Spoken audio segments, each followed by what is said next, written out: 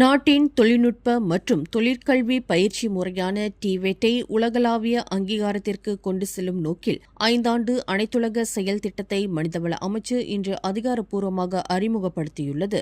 கோலாலம்பூரில் இன்று நடைபெற்ற நிகழ்வில் திறன் மேம்பாட்டுத்துறை அனைத்துலக செயல் திட்டம் 2026-2030 மற்றும் ஸ்கில்ஸ் மலேசியா குளோபல் ஆகிய புதிய முன்முயற்சிகளை மனிதவள அமைச்சர் டத்தோஸ்ரீ ஆர் ரமணன் தொடக்கி வைத்தார்.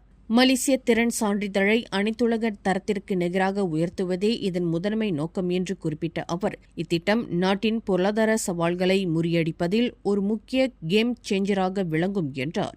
பிரதமர் டத்தோஸ்ரீ அன்வார் இப்ராஹிமின் வழிகாட்டுதலின்படி டிவெட் பட்டதாரிகளை உயர்தர தொழில்துறைகளுடன் இணைக்கும் நோக்கில் மலேசிய ஏவியேஷன் குரூப் MAG உள்ளிட்ட முன்னணி நிறுவனங்களுடன் புரிந்துணர்வு ஒப்பந்தங்களும் இன்று கையெழுத்தாகின. அதேவேளையில் இதன் மூலம் கிடைக்கக்கூடிய வேலை வாய்ப்புகள் குறித்தும் டத்தோஸ்ரீ ரமணன் விவரித்தார்.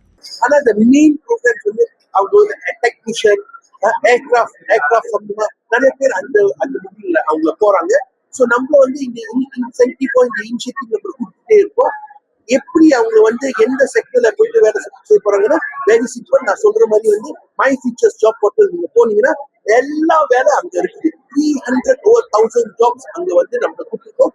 200,000 தான் நம்ம அப்ளை பண்ணிட்டு ஆள் அந்த ஆப்பர்ச்சுனிட்டி எடுத்திருக்காங்க.